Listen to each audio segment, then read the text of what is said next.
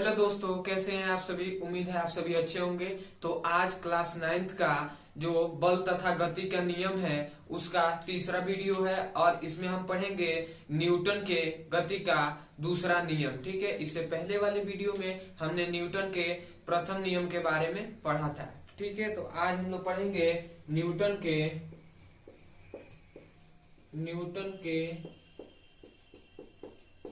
गति का द्वितीय नियम। ठीक है, आज हम लोग ये पढ़ने वाले हैं न्यूटन के गति का द्वितीय नियम। ठीक है, न्यूटन के गति का द्वितीय नियम पढ़ेंगे, परंतु न्यूटन के द्वितीय नियम पढ़ने से पहले हमें कुछ बातों को जानना बहुत ही आवश्यक है। अगर उस बातों को हम जान लिए तो न्यूटन का द्वितीय नियम समझना बहुत ही आसान हो जाएगा।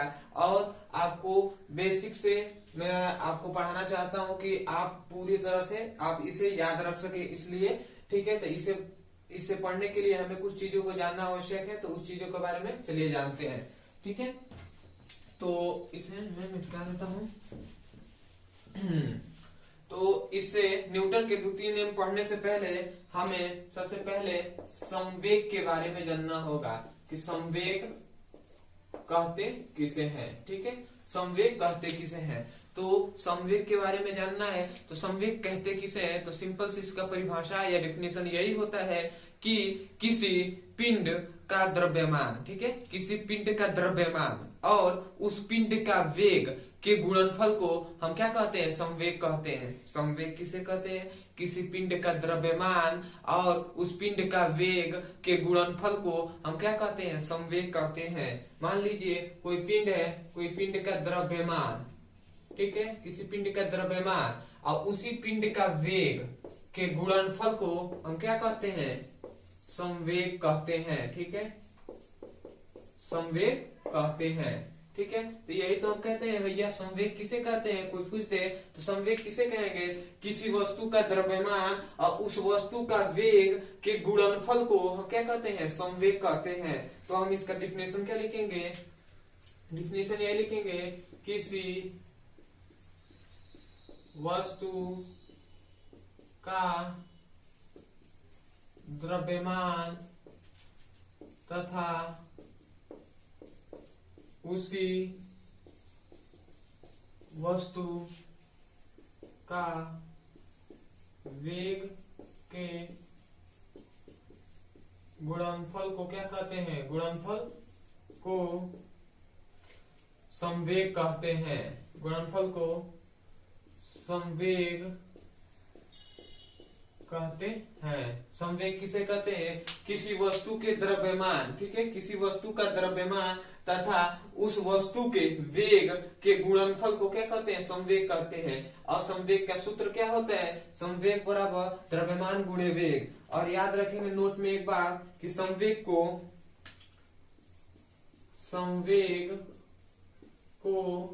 किससे, P से प्रदर्शित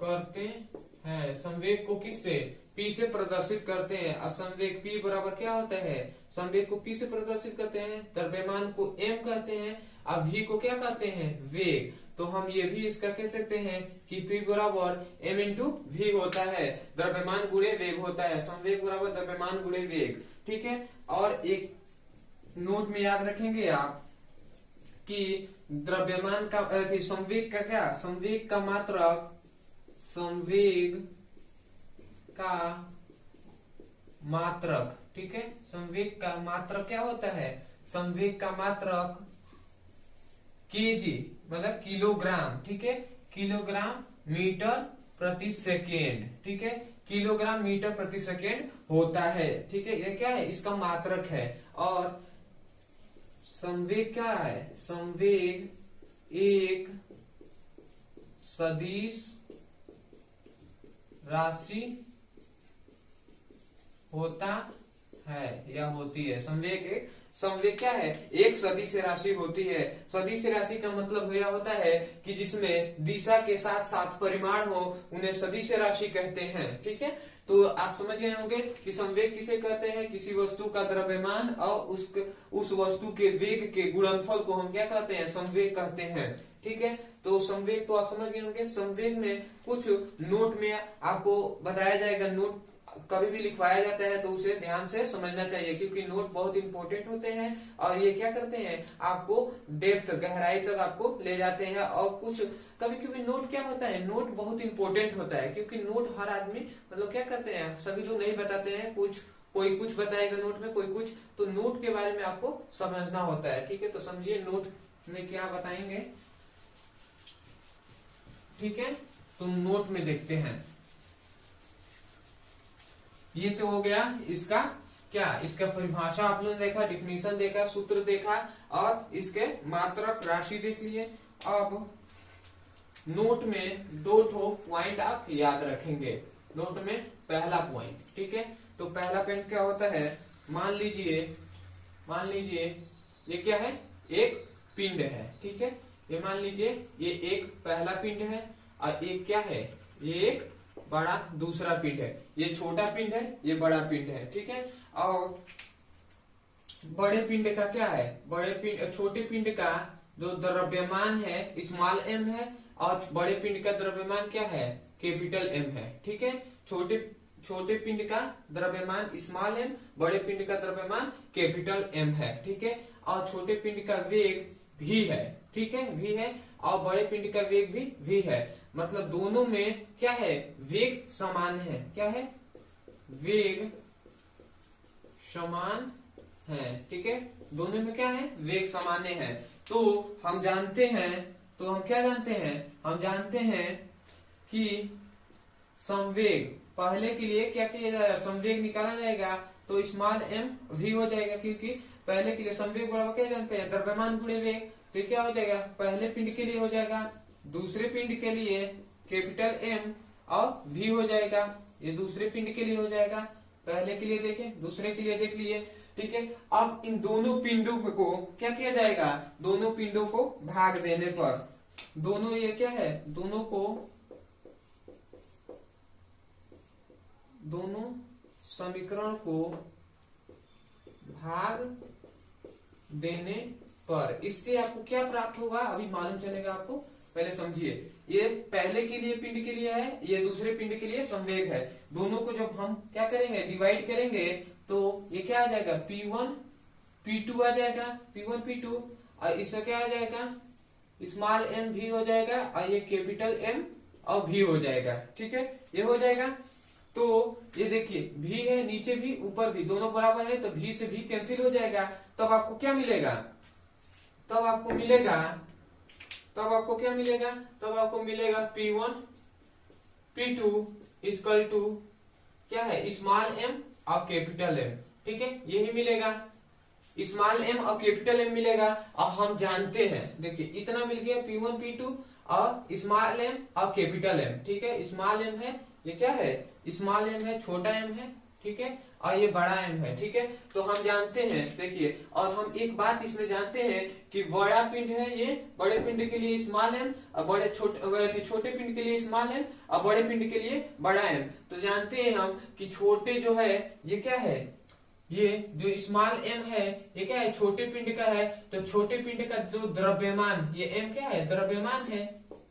और हम जानते हैं कि जो छोटा पिंड का द्रव्यमान होगा वो क्या होगा, छोटे पिंड का द्रव्यमान बड़े पिंड के द्रव्यमान से कम होगा, क्योंकि हम जानते हैं बड़े पिंड का द्रव्यमान कभी भी अधिक होगा छोटे पिंड के द्रव्यमान से। तो इसलिए क्या किया गया है, ये जिधर होता है, इसका मुख्य जिधर होता है वो क्या होता है, अधिक होता है। मतलब ये क्या है, ये जो है इससे क्या है, अधिक है, क्योंकि बड़े पिंड का द्रव्यमान क्या होता है, अधिक होता है। और जब ये इससे अधिक होगा तो ये भी क्या होगा, इससे अधिक होगा। मतलब P2 क्या होगा, P1 से अधिक होगा कि नहीं होगा, क्योंकि ये दोनों बराबर में है। तो ये जब इससे अधिक होगा तो ये भी इससे अधिक होगा। ठीक है, तो इससे यही आपको मतलब लाना था। ठीक है, तो इससे आपको क्या प्राप्त होता है, इससे मतलब इससे पता ये चलता है, ये क्या है, ये छोटे पिंड के लिए है, ये क्या है, बड़े पिंड के लिए है। ठीक है, तो आप देखिए छोटे पिंड का जो क्या है, छोटे पिंड का जो संवेग है वो बड़े पिंड के संवेग से क्या है, कम है। ठीक है, मतलब कहने का मतलब है, एग्जाम्पल से आप समझेंगे बहुत अच्छे से। मान लीजिए क्या है, मान लीजिए एक कार है और एक ट्रेन है। कार कौन है, छोटा है जो कार है, छोटे के लिए क्या है, छोटा कार मान लीजिए, और बड़ा क्या मान लीजिए, ट्रेन मान लीजिए। ठीक है, छोटा कार और बड़ा ट्रेन। मान लीजिए कोई छोटा कार्य है और एक कार है, मतलब गाड़ी है, और एक ट्रेन है। दोनों का द्रव्यमान जो होगा m1 ये सब अलग होगा, क्योंकि ये भारी, ये क्या होगा, हल्का होगा, और ये क्या होगा, भारी होगा। ठीक है, और इसका वेग, कार का वेग और ट्रेन का वेग सामान्य वेग से क्या कर रहे हैं, वो गति कर रहे हैं। तो जब दोनों का इंजन एक ही समय पर बंद कर दिया जाए, तो जो होगा ना, जो दोनों का बंद कर दिया जाएगा, तो जो कार है, कार बहुत क्या है, कार बहुत जल्दी रुक जाएगी ट्रेन की तुलना में, क्योंकि ट्रेन क्या है, ट्रेन का संवेग क्या है, अधिक है। तो इसका मतलब ट्रेन बहुत दूर जाकर रुकेगी, और क्या है, और ये कार्य क्या है, कार जो है, गाड़ी, वो क्या करेगी, बहुत जल्दी रुक जाएगी। भले ही क्यों, भले ही इसका वेग क्या है, सामान्य है, परंतु फिर भी कार क्या करेगी, रुक जाएगी। और जो है ट्रेन क्या है, ट्रेन अधिक दूर पर जाके रुकेगी, क्योंकि संवेग क्या है, संवेग हम जानते हैं कि संवेग क्या है, बड़े पिंडों का संवेग छोटे पिंडों के संवेग से क्या है, अधिक है। ठीक है, तो यही आपको बताना था कि मान लीजिए कार है और ट्रेन है, दोनों एक सामान्य वेग से गति कर रहे हैं, दोनों का इंजन बंद कर दिया जाए तो क्या होगा, कार बहुत जल्दी, कार जो है, गाड़ी है, वो बहुत जल्दी रुक जाएगी, ट्रेन बहुत देर के बाद रुकेगी। ट्रेन अधिक दूरी तय करके रुकेगी और कार कम दूरी तय करके रुकेगी। ठीक है, आप ये मत सोचिएगा कि ट्रेन भारी है तो वो बहुत जल्दी रुक जाएगी, और कार क्या है, हल्का है तो वो बहुत दूर जाकर रुकेगी। ऐसा नहीं होता है, क्योंकि क्या ये सूत्र क्या बताता है आपको, कि जो छोटे वस्तु का जो संवेग है वो बड़े वस्तु के संवेग से क्या है, कम है, तो ये कम दूरी पर रुकेगी, ये क्या है, बड़ी दूरी पर रुकेगी। तो यही इसका पहला नोट है। ठीक है, पहले नोट है, परंतु क्या है, वेग समान होगा तब। ठीक है, वेग समान होगा तब। अब आपको दूसरा नोट में आप देखिए, दूसरा नोट क्या है, दूसरा नोट, उसके बाद हम ये हम जब पढ़ लेंगे तो उसके बाद आपका न्यूटन का द्वितीय नियम समझना बहुत ही सिंपल, आसान है, वो कोई ज्यादा वो नहीं है। ठीक है, दूसरा नोट में हम याद रखेंगे, दूसरा नोट मान लीजिए क्या है, कोई पिंड है। ठीक है, कोई पिंड है, और ये क्या है, कोई बड़ा पिंड है। ठीक है, ये क्या है, एक छोटा पिंड है, ये क्या है, एक बड़ा पिंड है। ठीक है, और छोटे पिंड का जो द्रव्यमान है वो स्मॉल m है, और बड़े पिंड का द्रव्यमान है वो कैपिटल M है। ठीक है, छोटे पिंड का द्रव्यमान स्मॉल m, बड़े पिंड का द्रव्यमान कैपिटल M। ठीक है, और छोटे पिंड का वेग जो है स्मॉल v है, और बड़े पिंड का वेग है क्या है, कैपिटल V है। ठीक है, तो हम क्या याद रखेंगे, तो पहले के लिए संवेग, पहले पिंड के लिए संवेग क्या हो जाएगा, स्मॉल m स्मॉल v हो जाएगा, समीकरण फर्स्ट। और दूसरे पिंड के लिए संवेग क्या हो जाएगा, कैपिटल M और कैपिटल V हो जाएगा, ये समीकरण सेकेंड हो जाएगा। ठीक है, अब देखिए, अब इसमें कंडीशन ये होता है कि दोनों पिंडों का संवेग, माने P क्या हो, संवेग समान है, दोनों पिंडों के संवेग क्या है, सामान्य है। मतलब P1 जो है P2 के बराबर है। जब P1 P2 के बराबर हो तो क्या हो जाएगा, जब ये इसके बराबर है तो ये भी ऊपर वाला इसके बराबर हो जाएगा, बिल्कुल हो जाएगा। ठीक है, तो small m small v equal to capital M और कैपिटल V, ये हो जाएगा कि नहीं, बिल्कुल हो जाएगा, हो जाएगा।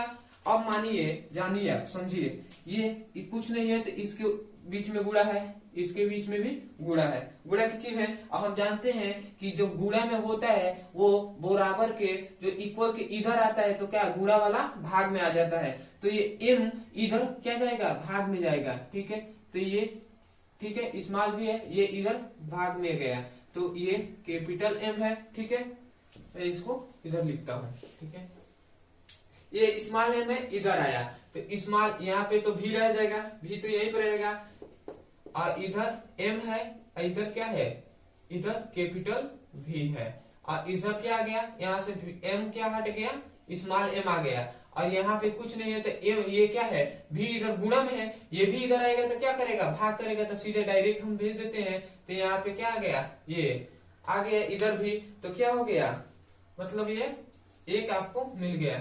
इससे क्या, अब ये क्या है, देखिए ये बड़े के लिए द्रव्यमान है, ये क्या है, बड़े पिंड के लिए ये क्या है, छोटे पिंड के लिए क्या है, द्रव्यमान। तो हम जानते हैं बड़े पिंड का द्रव्यमान क्या होगा, अधिक होगा छोटे पिंड के द्रव्यमान से, तो इसका मतलब हम लिख सकते हैं कैपिटल एम क्या है, स्मॉल एम से क्या है, बड़ा है, मैंने बड़े पिंड का द्रव्यमान छोटे पिंड के द्रव्यमान से कभी भी अधिक होगा, तो ऐसे लिख दिया। जब ये इससे अधिक होगा तो ये भी क्या होगा, इससे अधिक होगा, तो हम लिख सकते हैं कि स्मॉल भी इक्वल टू कैपिटल भी स्मॉल, ठीक है। तो इसका मतलब क्या होगा, देखिए यहीं से एक आपको कंडीशन मिलता है, देखिए मतलब कहने का मतलब है कि जो छोटे वस्तु, देखिए जो छोटे पिंड का वेग होगा वो बड़े पिंड के वेग से क्या होगा, अधिक होगा। छोटे पिंड का, जैसे मान लीजिए ये क्या है, बड़े पिंड का है, बड़े पिंड का, और ये क्या है, छोटे पिंड का, ये क्या है, छोटे पिंड का मतलब कार है, और ये क्या है, ट्रेन है, ठीक है, कार और ट्रेन है, ठीक है। तो जब मान लीजिए ये देखिए दूसरा कंडीशन आपको समझना है, यहीं पे समझ में आएगा, ठीक है। दूसरा कंडीशन क्या कहता है कि मान लीजिए कार और ट्रेन क्या है, कार और ट्रेन है, ठीक है। तो क्या है, कार और ट्रेन का, कार जब चलेगी, कार और ट्रेन क्या कर रही है, अलग अलग वेग से गति कर रही है, और अलग अलग वेग से क्या, कार और ट्रेन गति कर रही है, और दोनों का संवेग सामान्य होगा, तब कार क्या होगा, कार दोनों का इंजन बंद कर दिया जाए तो कार का जो वेग होगा, कार मतलब गाड़ी का जो वेग होगा वो क्या होगा, ट्रेन के वेग से कभी भी अधिक होगा। मतलब ट्रेन और कार क्या हो, एक साथ चल रही हो और दोनों का इंजन अचानक से बंद कर दिया जाए तो कार जो होगा अत्यधिक दूर, माने बहुत दूर के बाद दूर जाकर रुकेगी, और ट्रेन क्या होगी, पहले ही रुक जाएगी। क्यों, क्योंकि दोनों का अगर संवेग सामान्य हो, तब इसमें क्या है, संवेग सामान्य हो तो क्या है, कार क्या जाएगी, कार अधिक दूरी पर जाएगी, ठीक है, कार अधिक दूरी पर जाएगी और ट्रेन कम दूरी पर। और यदि दोनों में क्या, दोनों में वेग क्या हो, वेग सामान्य हो तो क्या होगा, कार बहुत कम दूरी पर जाकर रुक जाएगी, इधर ही रुक जाएगी, और ट्रेन बहुत अधिक दूरी पर जाकर रुकेगी। यही दोनों में क्या है, डिफरेंट है। तो उम्मीद है कि आपको समझ में आ गया होगा। अब इतना आपको समझ में आ गया होगा तो न्यूटन का द्वितीय नियम को समझना बहुत ही सिंपल और बहुत ही आसान हो जाएगा आपके लिए। न्यूटन का गति का द्वितीय नियम, चलिए देखते हैं कि न्यूटन के गति का द्वितीय नियम क्या है। इससे पहले अगर आप मेरे चैनल पे नए हैं तो रिक्वेस्ट है कि आप सब्सक्राइब कर लीजिए, क्योंकि मैं अभी कुछ ही दिनों से वीडियो बना रहा हूं, तो चैनल सब्सक्राइब करना बहुत ही आवश्यक है और आपका सहयोग की जरूरत है, तो आप इसे सब्सक्राइब कर सकते हैं। तो न्यूटन के गति का द्वितीय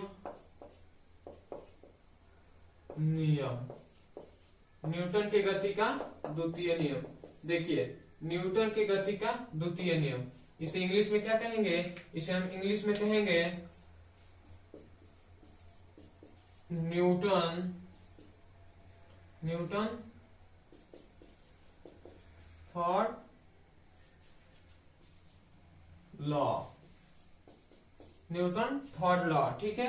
इसे क्या कहेंगे, न्यूटन थर्ड लॉ, न्यूटन का तृतीय नियम। देखिए न्यूटन का सेकेंड नियम है ना, तो सेकेंड लॉ कहेंगे, सेकेंड लॉ, ठीक है। न्यूटन का द्वितीय नियम, न्यूटन का द्वितीय नियम क्या कहता है, समझिए। न्यूटन का द्वितीय नियम यही कहता है कि किसी पिंड के संवेग में परिवर्तन के दर, समझिएगा, किसी पिंड के संवेग में परिवर्तन के दर, ठीक है, संवेग, समझिएगा, संवेग में परिवर्तन के दर, ठीक है, किसी पिंड के संवेग में परिवर्तन के दर किसी पिंड के संवेग में परिवर्तन के दर उस पिंड पर लगने वाले बल के क्या होता है, बल के समानुपाती होता है, लगने वाले बल के समानुपाती होता है। क्या कहा गया है, न्यूटन का द्वितीय नियम यही कहे कि किसी पिंड या किसी वस्तु के संवेग में परिवर्तन के दर उस वस्तु पर लगने वाले बल के क्या होता है, समानुपाती होता है। कौन होता है, तो संवेग में परिवर्तन के दर जो है ना, वह क्या होता है, उस बल के समानुपाती होता है जो उस पिंड पर लगता है। पहले मैं इसे डिफिनेशन लिखता हूं, उसके बाद मैं आपको समझाऊंगा, बिल्कुल आपको समझ में आएगा। ठीक है, ठीक है, तो देखते हैं। पहले आपको डिफिनेशन ये लिख दिया जाए, तो आप लिखेंगे न्यूटन के अनुसार, ठीक है, न्यूटन के अनुसार किसी वस्तु के संवेग में परिवर्तन के दर तथा उस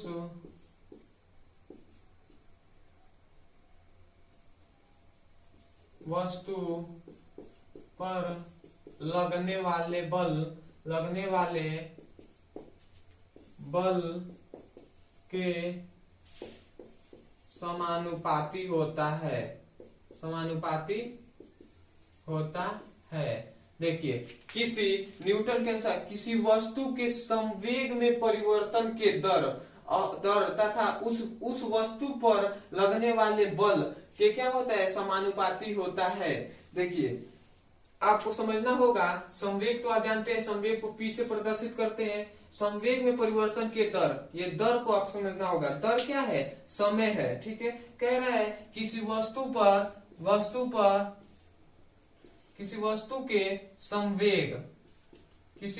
के संवेग में परिवर्तन के दर क्या है, दर मतलब समय होता है। जब कहा जाए किसी वस्तु के संवेग में परिवर्तन के दर, तो क्या हो जाता है, समय नीचे आ जाता है। जहां दर आ गया तो दर क्या हो जाएगा, बटे में आ जाएगा।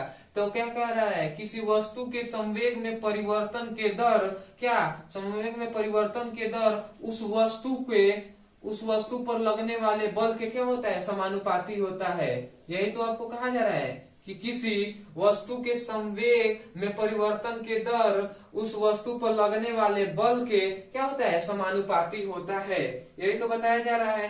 तो आप सिंपल से इसे लिख सकते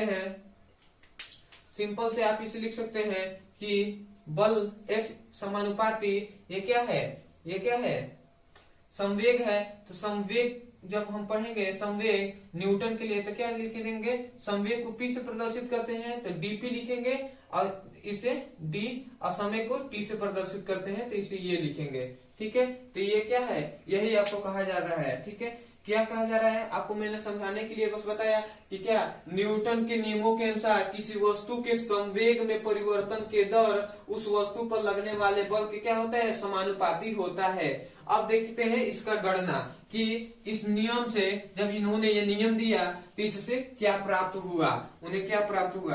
देखिए, जब इन्होंने ये नियम दिया तो क्या बताया कि किसी वस्तु के संवेग को हम dP लिखेंगे और dt लिखेंगे। किसी वस्तु के संवेग में परिवर्तन के दर उस वस्तु पर लगने वाले बल के समानुपाती होता है। अब इसी को हम क्या करेंगे, गणना कर रहे हैं।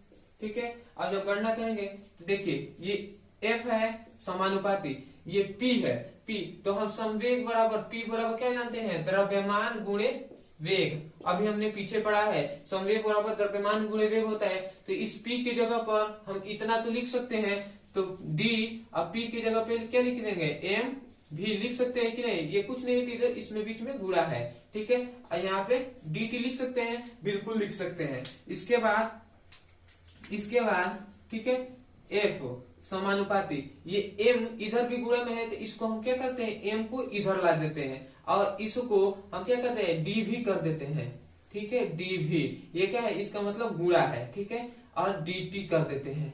लिख सकते हैं ऐसा, बिल्कुल लिख सकते हैं। देखिए यही इतना लिख सकते हैं। अब देखिए, ये तो मैं मिटा देता हूं, इतना लिख सकते हैं। अब देखिए हम जानते हैं, अच्छा अब त्वरण के बारे में जानते हैं। त्वरण को ए से प्रदर्शित करते हैं। त्वरण बराबर क्या बताया गया था, वेग बटे समय बताया गया था कि नहीं। त्वरण बराबर हमने क्या बताया था, त्वरण बराबर वेग बटे समय बताया था। त्वरण को ए से प्रदर्शित करते हैं, वेग को v से और समय को t से। त्वरण बराबर vt बताया था कि नहीं, v बाई t बताया था। देखिए यहाँ पर v है, यहाँ पे t है, तो ये इन सभी की जगह पर हम क्या लिख सकते हैं, a लिख सकते हैं, बिल्कुल लिख सकते हैं, क्यों नहीं। तो हम लिखेंगे f समानुपाती m, और इन सभी के जगह पर हम a लिख देंगे, ठीक है। और जब ये समानुपाती का चिन्ह हटेगा तो f इक्वल टू के कांस्टेंट नियतांक आ जाएगा, और एक a है, m है और a है, ठीक है, इतना आ गया। और न्यूटन कहते हैं कि k इक्वल टू 1, जहां k क्या है, k 1 है, तब हमें एक फॉर्मूला मिलता है क्या, f equal to m a, जहां m क्या है, m द्रव्यमान है और a क्या है, त्वरण है, ठीक है। तो यही से न्यूटन के द्वितीय नियम से हम क्या मिलता है, बल का सूत्र मिलता है। तो किसी वस्तु का द्रव्यमान और उस वस्तु के त्वरण के गुणनफल को क्या कहते हैं, बल कहते हैं। तो न्यूटन के द्वितीय नियम से हमें क्या मिला, बल का सूत्र मिला। तो कभी कभी पूछा जाता है कि किसके नियम से क्या बल का सूत्र न्यूटन के कौन से नियम पे मिला, तो किसके, द्वितीय नियम पर मिला। न्यूटन के द्वितीय नियम से क्या मिला, बल का सूत्र मिला। तो आप इसे याद रखेंगे। चलिए इसे स्क्रीनशॉट ले लीजिए। अब हम पढ़ेंगे न्यूटन की गति का तृतीय नियम, ठीक है। अब हम जानेंगे न्यूटन की गति का तृतीय नियम क्या है। न्यूटन की गति का तृतीय नियम बहुत ही आसान है और ये हमारे दैनिक जीवन में बहुत ही इसका महत्वपूर्ण योगदान है। तृतीय नियम, ठीक है, सॉरी लिखेंगे तृतीय नियम, थर्ड लॉ, ठीक है। तृतीय नियम किसे कहते हैं, न्यूटन के तृतीय नियम यही दिया कि न्यूटन के तृतीय नियम क्या दिया कि प्रत्येक क्रिया के विपरीत, प्रत्येक क्रिया के बराबर विपरीत प्रतिक्रिया होती है। न्यूटन ने क्या कहा कि प्रत्येक क्रिया के बराबर, ठीक है, प्रत्येक क्रिया के बराबर विपरीत प्रतिक्रिया होती है। न्यूटन ने यही बताया। न्यूटन के तृतीय नियमों के अनुसार आप क्या लिखेंगे, न्यूटन के तृतीय नियमों के अनुसार प्रत्येक क्रिया के बराबर विपरीत, क्या होते हैं विपरीत,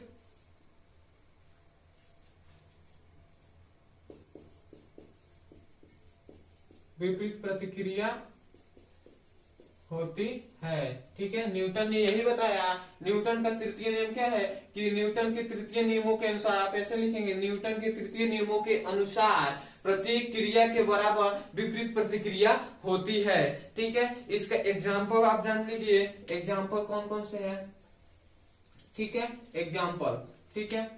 देखिए मान लीजिए हमने कभी क्या किया है, आगे दीवार है, आपके आगे दीवार है, उस पर क्या किया, अपने बॉल को फेंका। तो बॉल से जब हम इधर से बॉल लगाते हैं तो उधर से गेंद क्या करती है, वापस फिर से आती है। ऐसे फेंकते हैं, फिर से आएगी, ठीक है, आती जाती रहती है। तो क्या होता है, हमने फेंका, फिर से उधर से आया, तो क्या हो रहा है, मैंने इधर फेंका, फिर से इधर से इधर आ गया, मैंने फिर से फेंका, फिर से इधर आ गया। तो क्या हो रहा है, प्रत्येक क्रिया के प्रति विपरीत प्रतिक्रिया हो रही है। जैसे मान लीजिए झूला है, झूला को हमने क्या किया, ऐसे फीका, तो झूला जैसे इधर गया, फिर से झूला ऐसे इधर भी आएगा, फिर से मैंने फीका, फिर से झूला इधर आएगा। तो क्या हो रहा है, प्रत्येक क्रिया के प्रति विपरीत प्रतिक्रिया हो रही है, ठीक है। तो यही है न्यूटन का तृतीय नियम, ठीक है। न्यूटन के तृतीय नियम क्या, कोई पूछते क्या किसे कहते हैं, तो आप बताएंगे न्यूटन के तृतीय नियमों के अनुसार प्रत्येक क्रिया के बराबर विपरीत प्रतिक्रिया होती है। तो चलिए दोस्तों, आज के लिए इतना ही। तो अगर वीडियो अच्छा लगा हो तो आप मेरे चैनल को सब्सक्राइब कर लीजिएगा और एक लाइक कर दीजिएगा, क्योंकि मैं अभी नया नया वीडियो बना रहा हूँ, ठीक है। तो अभी शुरुआती मेरा वीडियो है, तो कुछ बोलने में भी थोड़ा सा बोल नहीं पाता हूँ कुछ चीजों के लिए, तो इसके लिए सॉरी। और मैं कोशिश कर रहा हूँ कि अच्छे वीडियो बना सकूँ और भी अच्छा, तो आपका सपोर्ट की जरूरत है। चलिए दोस्तों, ठीक है, धन्यवाद।